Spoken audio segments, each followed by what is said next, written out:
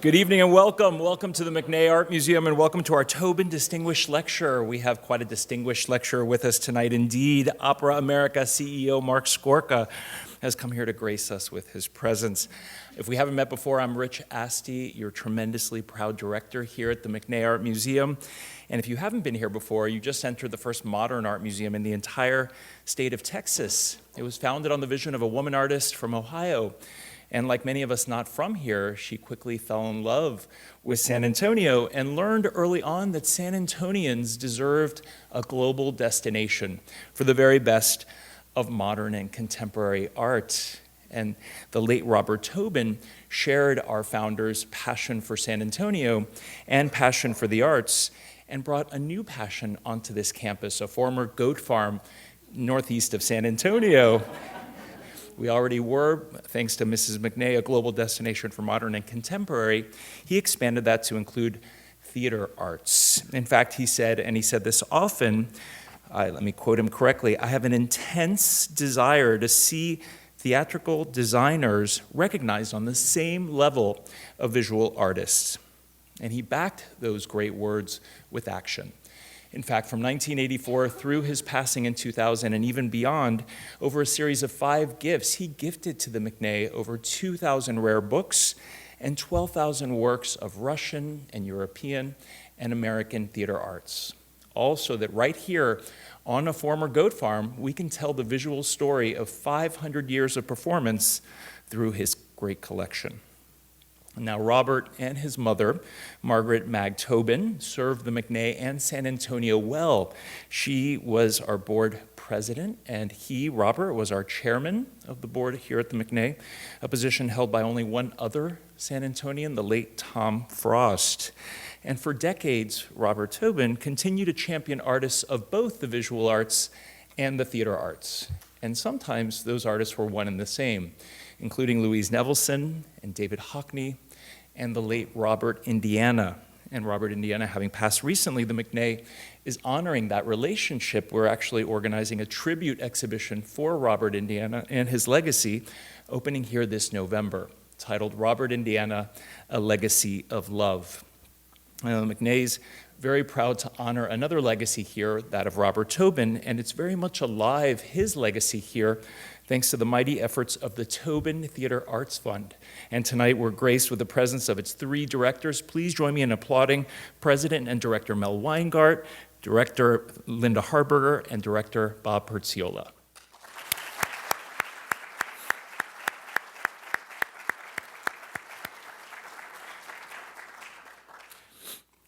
We're very honored to have all of you here, giving us the privilege of your time and the privilege of engaging with our world, the world of the arts in many forms, as well as the arts of the McNay and of Robert Tobin himself. And to introduce our truly distinguished speaker this evening, I want to bring up to the stage someone who in just over a year has made a tremendous impact on the McNay and on San Antonio. And I'm speaking about the one and only curator of the Tobin Theater Arts Collection, Dr. Scott Blackshire.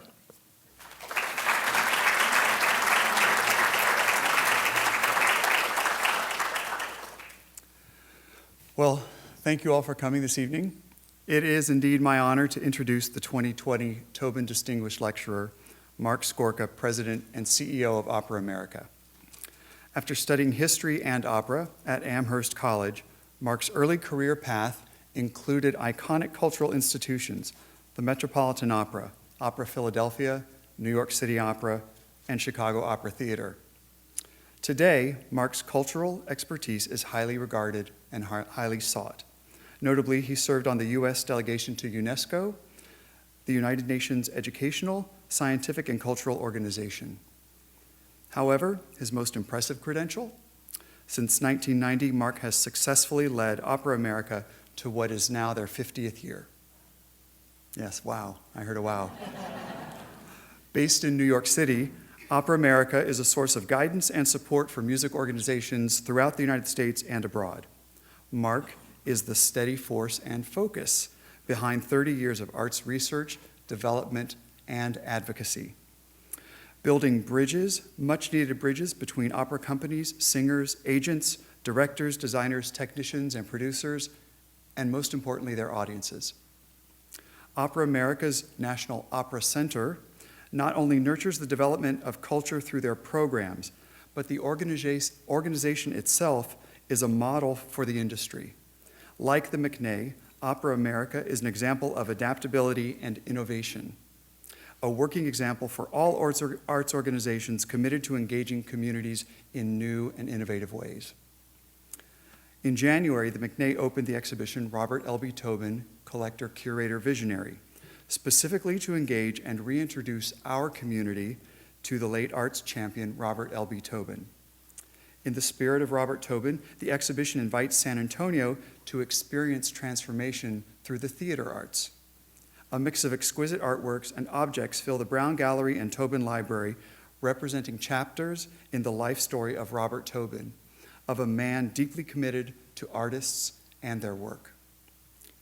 Tonight's Tobin Distinguished Lecturer graciously adds to our narrative, through his unique lens, the Robert Tobin legacy, opera, design, and the visual arts.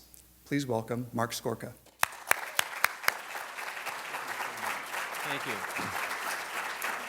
Thank you, Scott, for that wonderful introduction, and good evening, ladies and gentlemen. It's really a pleasure to see you all here, to be back in this wonderful and unique museum with the invaluable Tobin collection of theater arts.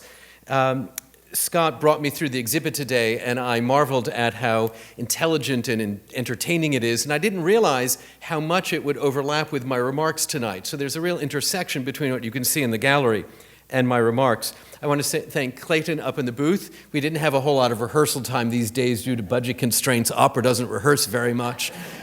So he's going to be advancing my slides, and if we get off, I'll just ask that we pause about that for a second. As you've just heard, Opera America is the industry umbrella organization for the entire field, including opera companies, universities, and conservatories, allied businesses, and thousands of individuals, artists, administrators, company trustees, and opera lovers who want to know more about what the industry is really undertaking. Some of you are members and generous supporters of our work, and I want to thank you. Everyone is welcome to visit our website and to learn more about Opera America. We conduct research, organize advocacy, and provide professional development programs. And we are a funder. We give out over $2 million each year in support of the creation and production of new work, innovative business practices, the discovery of new talent, and many other important activities. The Robert L.B. Tobin Director-Designer Showcase, which is supported by the Tobin Theater Arts Fund, is one of our important programs, and I'll chat with you about it in just a moment.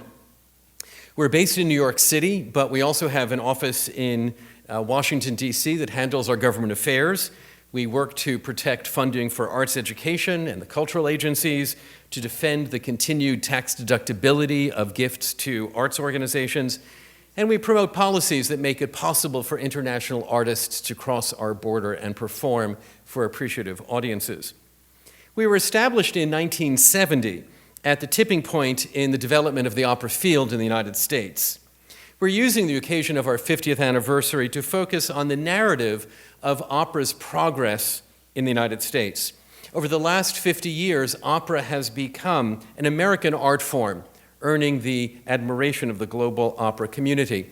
And it is fascinating to overlay our 50th anniversary with a 50-year retrospective about theater design in opera. Opera is a theatrical art form that was misrepresented through most of the 20th century. Misrepresented, I say. Yes, it was turned from a multi-dimensional theatrical art form into an auditory one, thanks to the proliferation of audio recordings starting right around 1900 and the popularity of radio broadcasts by the Metropolitan Opera. Opera became an art form that we listened to, while the visual dimension of our art form diminished in importance. Sets and costumes were mere props to what was essentially concert performances with some visual distraction. This distortion of opera was even amplified by the many touring opera companies that crisscrossed the country with the simplest of sets that could easily be transported and put up in a few hours and taken down and moved to another city. With some exception, it's only in the last 50 years that opera has really returned to its theatrical roots, with emphasis placed equally on the musical and the visual dimension of the art form. Telecasts, DVDs, and now HD transmissions have given equal weight to the visual part of opera. So has the vision of leading opera producers who seek to realize the totality of opera on their stages. And this is the theme of my presentation tonight, how in the last 50 years we've worked to realize that totality of opera. But the history of opera in the country reaches much farther back than 1970. The first opera to be performed in the United States was mounted in the Queen Street Theater in Charleston, South Carolina. It was a British confection, a ballad opera. The first American opera was performed in 1767 in Philadelphia. It was by Andrew Barton and called The Disappointment. Let's hope that doesn't describe the opera. The Théâtre Saint-Pierre in New Orleans was the site of the first opera performed in a foreign language. Impresario John Davis built the Théâtre d'Orléans in 1819 and supported the costs of his company through touring. He brought performances from New Orleans to Havana and in the summer to Philadelphia, New York, and Boston. Author John Diaghilev comments, "For half a decade, the arrogant, querulous, somewhat ungrateful states of the Northeast were operatic colonies of the South."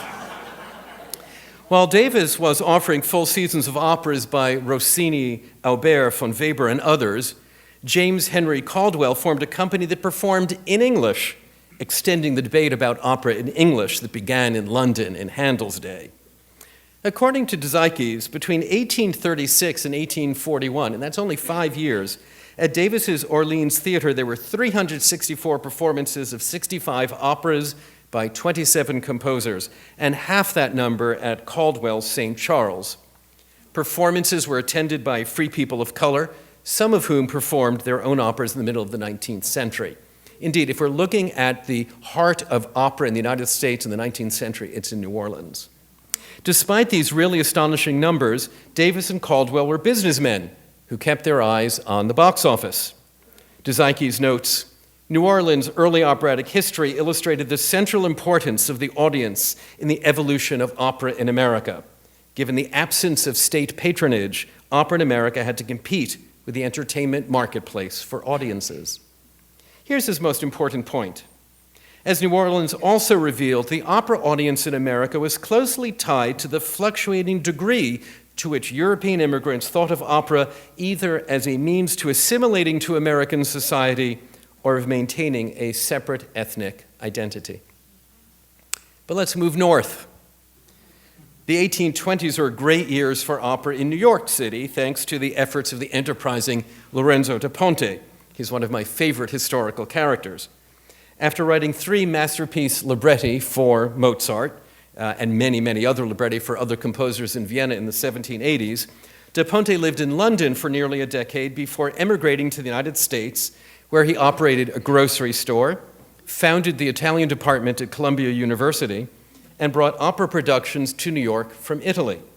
Performances of Don Giovanni featured Manuel Garcia's company with a 17-year-old Maria Malibran, Garcia's daughter, and her sister Pauline Viardot, both of whom became the greatest singers of their generation. Performances of The Barber of Seville took place in New York, but this was 2 years after the opera had already been performed in New Orleans. In 1833, the Italian Opera House opened in New York, the first building in the United States dedicated solely to opera. Not far behind, the National Theater in Washington, D.C. opened in 1835 and featured touring opera companies in its early years. Chicago received a touring production of Bellini's La Sonnambula in 1850, 2 decades before the Great Fire. It was in that same year, 1850, that Jenny Lind arrived in New York to begin a 2-year P.T. Barnum-produced concert tour of the United States. Her appearances engendered mass hysteria, the sale of Jenny Lind gloves, handkerchiefs, pianos, and even Jenny Lind sausages. Throughout the late 19th century, many small towns opened venues called opera houses, a term rather loosely applied to general meeting halls, usually on the second floor of wooden buildings that featured retail space on the ground floor. Here in San Antonio, The Grand Opera House is a prime example. It opened in 1886 and stood where the Plaza Wax Museum is now located. It was the venue for early touring performances of the Metropolitan Opera and Chicago Civic Opera. You will note only slight architectural differences between the Grand Opera House and the Tobin Center. Despite the city's puritanical aversion to opera, the National Peace Jubilee and Music Festival in Boston in 1869, that celebrated the end of the Civil War, featured a performance of the Anvil Chorus from Verdi's Il Trovatore, featuring 10,000 singers along with 100 firemen pounding anvils. In San Francisco, in the second half of the 1800s, 26 different theaters offered 5,000 performances of opera, fueled by the growing population of Italian immigrants. Opera followed gold to San Francisco, but it followed silver to Central City. And in Colorado, the Central City Opera still uses the opera house that opened in 1878. In 1883, the Metropolitan Opera House opened, funded by some of the nouveau riche robber barons like the Vanderbilts, who were shunned at the more established Academy of Music on Lafayette Street below Washington Square. Cicero Jones was a black soprano who is likened to the celebrated diva Adelina Patti. Since no opera company would hire her, she formed her own in 1896 called the Black Patti Troubadours. The company toured the world. This life of Jones was of great interest to Jesse Norman, who put together a touring exhibit and concert program about her. The 1906 earthquake rocked San Francisco hours after Caruso had finished singing a performance of Carmen as part of the Metropolitan Opera tour to San Francisco. His written recollection of the experience is still chilling. In 1908, his recording of Vesti la Giubba became the first record ever to sell 1 million copies. And this is how I talk about that transition from a theatrical art form to an auditory art form, as 1 million people could stay home and listen to a favorite aria and begin the auditory experience without the visual part of it. I mention the Metropolitan Opera Tour repeatedly because the Met was the largest touring effort undertaken by any company in the history of the United States. The Met reached San Antonio twice, the first time in 1901 on November 5th with a performance of Lohengrin. Then again on May 5th of 1947 with a performance of Mozart's Marriage of Figaro that featured Bidu Sayao as Susanna. In Texas, Dallas was the city most frequently visited by the Met. Scenic design did not figure prominently in the early Met tours. Opera America's good friend Michael Bronson ran the Met tour in the 1960s and 70s and reported in our oral history project that is part of our 50th anniversary. He reported on it in an interview I conducted with him. He said, "When I first went on tour of the company, we were still going by train. There were 2 sleeping-in pallet cars that only the New York Central Railroad had. You could open the end doors so the drops could go in without folding them. It was a logistical thing to get the baggage cars to each city and get them unloaded. There was a schedule. If you finished the performance on Monday, the railroad had to know you were loaded with props and scenery for the next city, and it would be on its way and in the freight yard of the next city by a certain time." So imagine the kind of scenery that they were rolling up and putting in the back of the train to get to the next city. Every setting was realized by painted drops. Indeed, as we've seen in some of the previous slides, dramatic and visual sophistication had not reached American shores in the 19th century or, for that matter, part of the 20th century. The Cincinnati Opera was established in 1920 and will celebrate its 100th anniversary this spring, making it the second oldest company in America, second only to the Met. The company is legendary for being a summer festival located in an outdoor venue in the Cincinnati Zoo. Before the company moved into historic music hall, singers would be accompanied, literally, by the braying of elephants and roaring of lions. Mary Garden was a Scottish soprano who sang the world premiere of Pelléas et Mélisande as Mélisande. She joined Oscar Hammerstein's Manhattan Opera House, and that's our Oscar Hammerstein's father, and rose to tremendous popularity, but her home became Chicago. She sang with the Chicago Grand Opera Company and then joined the Chicago Opera Association in 1915 ultimately becoming the company's general director in 1921. But the company went bankrupt in 1922 after staging the world premiere of Prokofiev's Love for Three Oranges. They clearly didn't know how to manage a world premiere. She then became general director of the Chicago Civic Opera, with its home in the Civic Opera House that we know today, but that company succumbed to the Depression in 1931. The 1920s were indeed roaring for opera. In San Francisco, Gaetano Merola, a young Italian conductor, established the San Francisco Opera Association. Although we'll speak more about the explosion in the creation and production of American opera in recent decades, the early years of the 20th century saw new works by Walter Damrosch, Charles Wakefield Cadman, Deems Taylor, and Howard Hanson, among many others. The operas include Merrymount and The King's Henchman, which continue to awaken curiosity among those who study American opera today. These operas were commissioned by the Metropolitan Opera and its general manager at the time, Giulio Gatti-Casazza.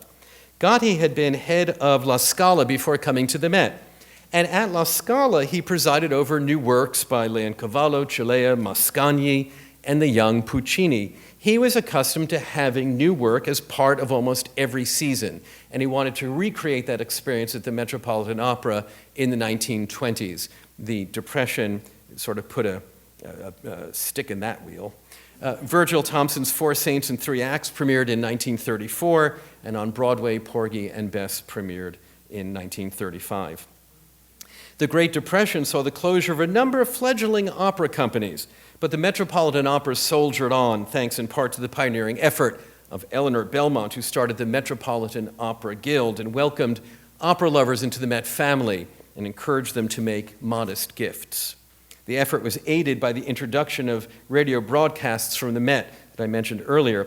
Those began in 1931 with a New Year's Eve performance of Hansel and Gretel. Note the scenic design, and Robert Perziola, a great costume designer, can admire these costume designs from 1931. In the middle of World War II, the New Orleans Opera and New York City Opera, both of them in 1943, were founded. 1946, Camilla Williams' performance of Madame Butterfly marked the first time an African-American artist appeared as a regular member of an American opera company. Marian Anderson didn't make her Metropolitan Opera debut until 1955. It's after World War II that opera in America really began to take root.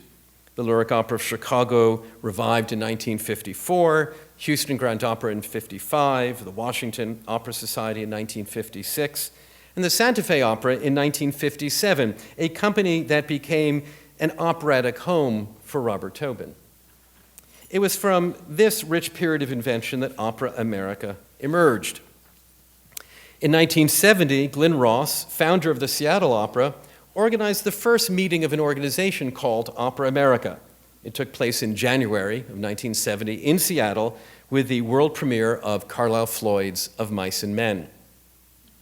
The impetus was simple and related directly to our topic. Independent opera companies built, owned, and stored sets and costumes for many operas. A central clearinghouse was needed to create a catalog of this inventory so opera companies could buy, rent, exchange production materials with one another. The story of American opera is about sets and costumes. Glenn Ross was a practical man, and that catalog that he started in paper form exists today as an internet-based multimedia directory. 16 companies today can be considered our founding members. 2 of the original 20 have closed, and 4 companies merged into 2, leaving us with 16. Today, we are poised at Opera America to have more than 2,000 individual members and nearly 500 organizational members with room to grow. More than 80,000 people each year visit our custom-built National Opera Center for rehearsals, recitals, recordings, co-production meetings, design presentations, and other essential business of opera. We're inaugurating a Hall of Fame in the Opera Center as part of our 50th anniversary celebration. There are several themes in our 50-year narrative. Number 1 is the emergence of a network of companies across the country. Over 70% of the opera companies in the US today have been established in the last 50 years, bringing performances to cities that usually just had tours. That includes, of course, San Antonio.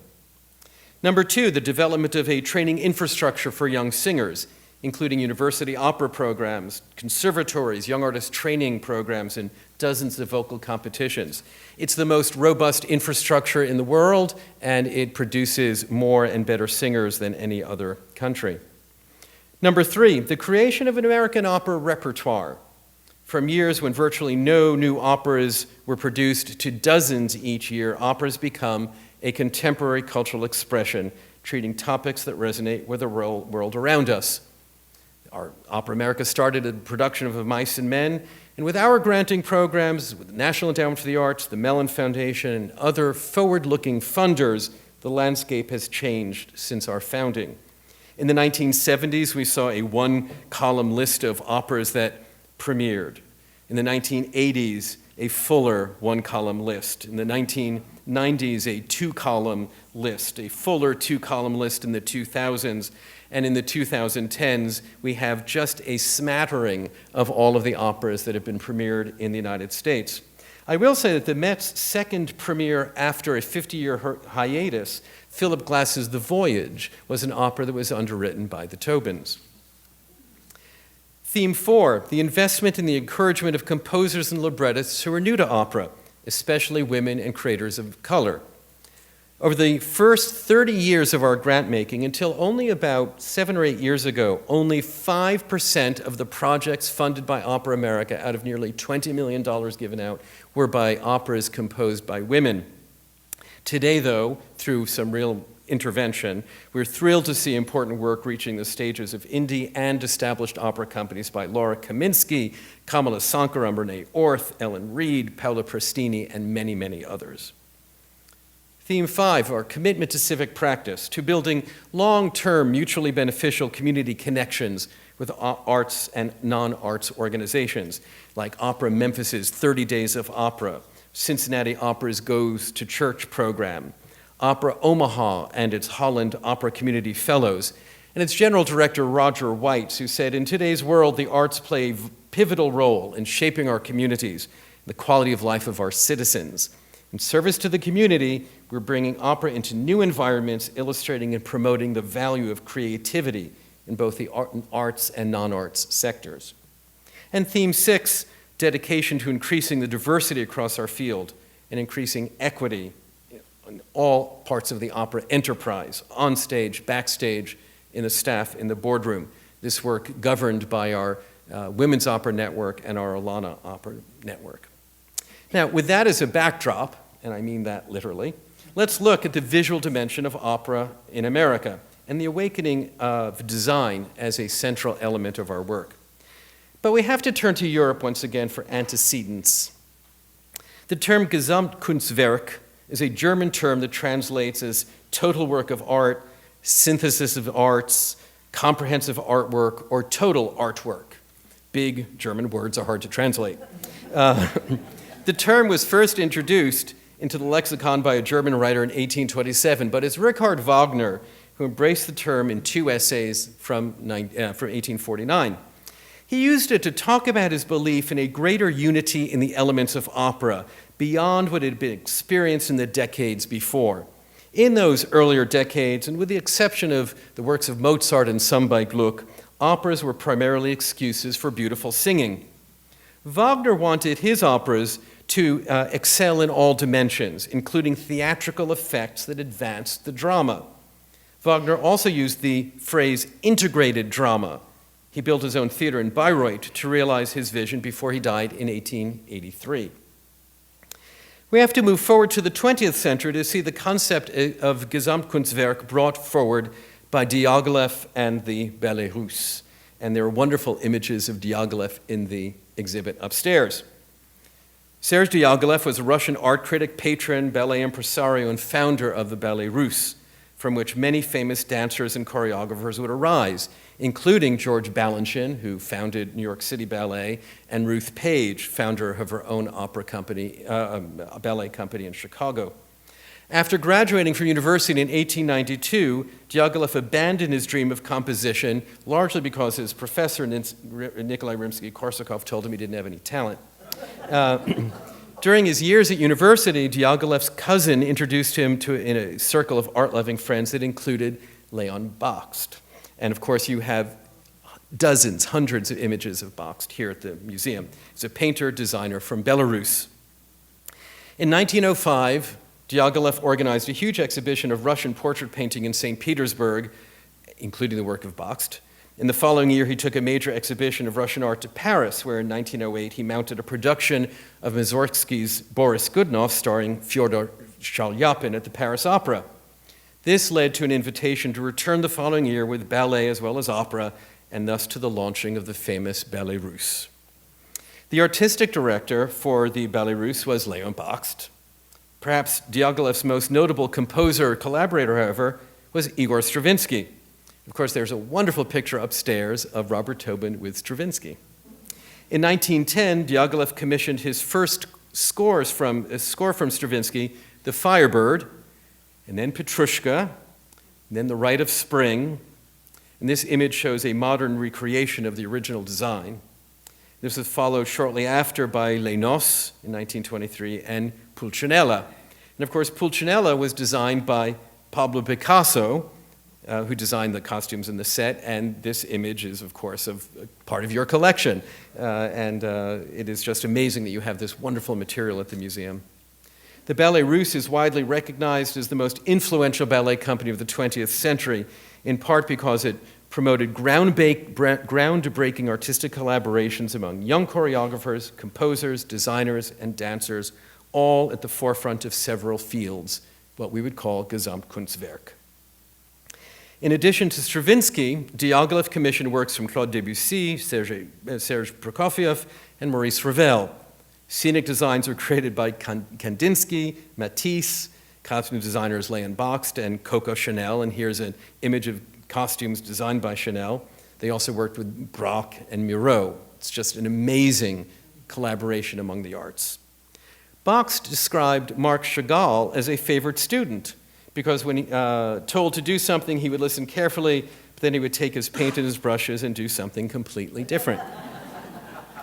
The Ballet Russe closed in 1929 after the death of Diaghilev, and of course we have the Depression and then World War II. So this concept of Gesamtkunstwerk, at least the encouragement of important visual artists to create sets and costumes, lay dormant until about 1950, when it was brought to the United States by Rudolf Bing, most notably with the productions of Eugene Burman. And of course, I learned that Eugene Burman and Robert Tobin were very good friends, and there are hundreds of works of Eugene Burman here in this collection. Eugene Burman was born in 1899 in St. Petersburg. In 1918, they fled the Bolshevik Revolution, went to Paris, where Burman studied art. He became an important mid-century romantic painter, largely of landscapes. Mr. Bing took over the Met in 1950 from Edward Johnson, and productions designed by Eugene Burman followed. There was Rigoletto in 1951, A Forza del Destino in 1952, Barber of Seville in 1954, Così fan tutte in 1955, designs upstairs in the exhibit. There was Otello in 1963. But it is the 1957 production of Don Giovanni that links the threads of our discussion tonight, because the mid-1970s revival of this production of Don Giovanni was funded by Mrs. Tobin and by Robert L.B. Tobin at the Metropolitan Opera. And I was delighted to be able to see this performance many times in my early years at the opera. And we have several images here. There were stellar casts for this Don Giovanni. I saw Sutherland, James Morris, Richard Bonning. It was originally Eleanor Stieber, Cesare Siepe, Lisa della Casa, for those in the house who love the opera stories. And Irving Culloden said in a review, "One is still amazed at the scope of the imaginative conception." Rave reviews for this Don Giovanni. We have to spring ahead to the opening of the new Metropolitan Opera House in the fall of 1966, and the new production of The Magic Flute by Marc Chagall, a production that lasted well into the Opera America era. It was performed into the 1980s. Again, some wonderful images here. Spade Jenkins, writing for the New York Post, said the colors and Chagall's use of them defy description. Pilar Lorengar, Lucia Popp, Nikolai Gedda, Hermann Prey, Jerome Hines, who were in that opening production. Marc Chagall was a Russian-French artist, an early modernist. He was associated with several major artistic styles and created works across many different media. His first work on stage designs was in 1914, while living in Russia under Bakst. Designing murals and stage designs, Chagall's dreams sprang to life and became an actual movement. He came to the United States during the war. In 1945, he was commissioned to design the sets and costumes for Stravinsky's Firebird for the New York City Ballet. And again, remember that Balanchine was a dancer under Diaghilev in the Ballet Russe. In 1964, he repainted the ceiling of the Paris Opera, as well as the two monumental murals which hang on opposite sides of the new Metropolitan Opera House. Again, his magnificent designs for the Magic Flute lasted through the 1980s, and I hope they are rolled up someplace at the Metropolitan Opera. We have to skip ahead 2 decades to resume this thread with the work of David Hockney. David Hockney is a British painter, draftsman, printmaker, stage designer, and photographer. His first operas were at the Glyndebourne Festival of Stravinsky's Rake's Progress, and then the Magic Flute in 1978. It is interesting, and throughout this, and you'll continue to hear it, that the works of Stravinsky keep popping up in the works that are treated by our visual artists. The works of Stravinsky, and always, it seems, the Magic Flute. In 1980, Hockney designed sets and costumes for the 20th century French triple bill at the Metropolitan Opera House with the title Parade, including Parade, a ballet with music by Eric Satie that had been designed for the Ballet Russe by Picasso. He went on to design sets for another triple bill of Stravinsky's Le Sacre de Printemps, Le Rossignol, and Oedipus Rex for the Metropolitan Opera in 1984. This production was funded by the Tobins. Richard Wagner's Tristan and Isolde for Los Angeles Opera followed in 1987, and Puccini's Turandot in 1991 at the Lyric Opera of Chicago. I've seen this production many times in different theaters. The most striking performance is for the opening of the Overture Center in Madison, Wisconsin. The size and shape and lighting angles of that theater made it particularly beautiful. But we have a couple of images of that magnificent Turandot. Maurice Sendak was an American illustrator and writer of many works for children. He became widely known for his book, Where the Wild Things Are, first published in 1963. He designed sets for many operas and ballets, but his first masterpiece, in my view, was the production in 1981 for Janacek's Cunning Little Vixen. I worked at New York City Opera at the time and can attest to the splendor of this production. The set construction was so precise that we were unable to differentiate between black and white photographs of Sendak's designs and photographs of the actual production. We have several images here. John Rolandi played the Vixen. These magnificent designs. The Glyndebourne Opera Festival's production of Prokofiev's The Love for Three Oranges and Ravel's L'Enfant et les Sortilèges and L'Air Espagnol followed from Sendak's studio in 1982 and 1987. Here again we have work of Stravinsky being designed by a visual artist. For the Minnesota Opera, Sendak brought Where the Wild Things Are to life for the stage in a wonderful opera by British composer Oliver Knussen. I had the privilege of bringing this production to Chicago Opera Theater in 1989 to completely sold-out houses. Sendak moved on to Houston Grand Opera for productions of Humperdinck's Hansel and Gretel, Los Angeles Opera in 1990, for Mozart's Idomeneo. But of course, the Magic Flute figured again in Sendak's portfolio in 1981 in a production in Houston. And once again, his fanciful design just brings the work beautifully to life.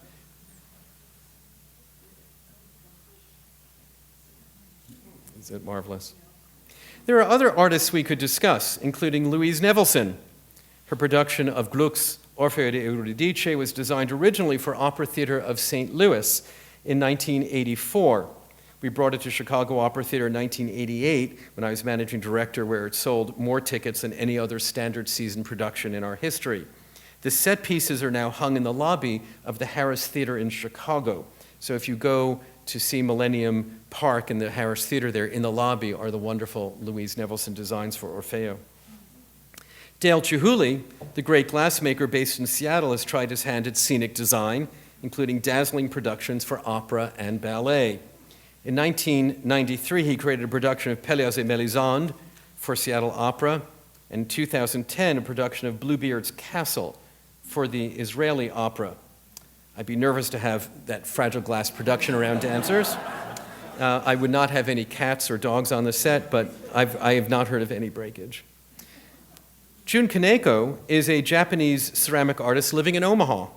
His works in clay explore the effects of repeated abstract surface motifs. He's designed sets and costumes for operas, including Opera Omaha's Madame Butterfly, 2006, which has been performed in many companies across the country, most recently back in Omaha. Butterfly image here from production when it was mounted in San Francisco. It's been in Opera Carolina and the Washington National Opera. Just an extraordinary moment of the suicide of Butterfly. And San Francisco Opera, Opera Omaha Opera, Carolina, and Washington Opera entered into a co-production in 2012 of none other than The Magic Flute with Jun Kaneko. Wonderful designs. Is that marvelous? Really beautiful designs from Kaneko. It's been a great pleasure of mine to visit Kaneko's studio over the years. Now includes an exhibit gallery for other local artists, a wonderful reference library and performance space. He and his wife, Ree, have rehabbed a number of historic buildings and redeveloped an entire neighborhood of downtown Omaha. I don't want to imply that these various profiles of artists imply that only visual artists can contribute to the Gesamtkunstwerk that we seek. Skilled theater design is an art form in itself, and there are many masterful designers at work in our field. I'll introduce two of them. John Conklin, an NEA Opera Honors recipient, is a theater designer and teaches at the Department of Design and Stage at NYU at the Tisch School. He's designed for the Metropolitan Opera and virtually every major opera company in the country. He's worked extensively in Europe, including costume designs in 1991 for Robert Wilson's production of The Magic Flute at the Opera Bastille. Now, John said something that in an interview that I did with him for our 50th anniversary. He said, "Your duty and your joy is in the end to release the performance. The performance is what it is. You are not a designer. You are an aid to the performer." I thought it's a wonderful way to put what his job is. John has designed 2 ring cycles, but among my favorite productions of his are Ghost of Versailles at the Met, a couple of images from that, and Mozart's Il Re Pastore at Glimmerglass Opera, which is one of 30 productions he's designed for that company while he was associate artistic director for 18 years. He is the most culturally literate person I have ever met, and I occasionally have breakfast with him at 6 in the morning at his favorite diner on the Upper West Side. Alan Moyer was born in 1958 as an American set designer, particularly known for his opera work and Broadway work. He earned a degree from NYU, where he studied with John Conklin. His designs have appeared in so many American opera companies, including the Santa Fe Opera, Opera Theater St. Louis, Seattle Opera. His most recent design for the Metropolitan Opera was of Gluck's Orfeo d'Euridice, which premiered at first on May 2nd, 2007, and was brought back into the repertoire this season with Jamie Barton. We are using Opera America's anniversary to look ahead to the next 50 years of opera in America. We're excited to live with curiosity about what the future holds. In the area of scenic design, we're able to invest in our future through the Robert L.B. Tobin Director Designer Showcase. It's administered by Opera America, funded by the Tobin Theater Arts Fund. Every 2 years, we offer a prize to 4 director-designer teams from among dozens that apply. They receive support to develop the early design concepts more fully and to present them to a large audience of producers at Opera America's annual conference. We promote their work in Opera America magazine, and each of them is featured in a 6-month exhibit in one of the exhibit spaces at the National Opera Center. Many of the winners have received contracts from our opera companies, but I'll just name three. Set and costume designer Anya Klepikov is a 2009 winner, graduate of Yale School of Drama. She's designed at many opera companies, and this design she did for the opera Morning Becomes Electra that was produced at Florida Grand Opera. Patrick Rizzotti was a 2013 winner. He was a Carnegie Mellon graduate. His winning entry was the opera Elmer Gantry of Robert Aldridge, but he's doing very interesting work in augmented reality and how it affects the creative structure of theatrical works. I'm not sure how the museum will exhibit augmented reality, but I'll leave that to you. For Pittsburgh Opera, he designed a Hansel and Gretel, and happy to show that slide. The third one is Martin Lopez, a 2009 winner. He is also a New York University Tisch School graduate.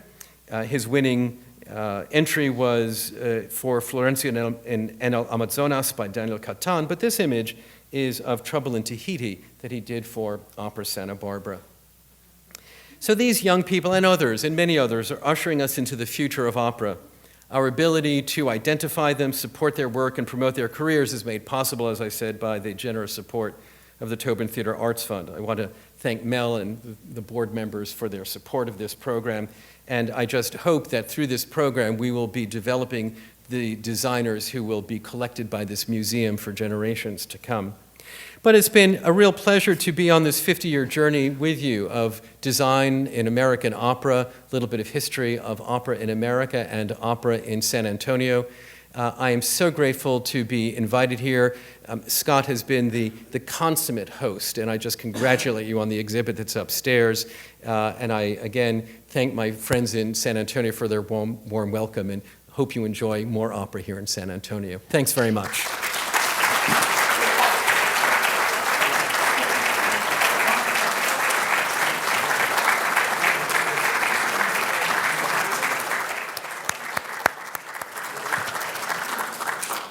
Thank you, Marc, for, I think, bringing the world of opera into this room tonight, and I think inspiring us all to be more adventurous when we go to performances. It's wonderful to hear you. Thank you so much.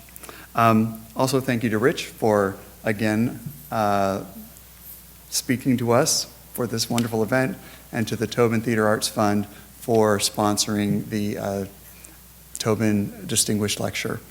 In addition to thanking you all for coming, I would like to acknowledge my McNay colleagues who make these events not just possible, but actually happen every single step of the way. From Timothy Retzloff, the Tobin Theatre Arts Fund Assistant Curator, to Julie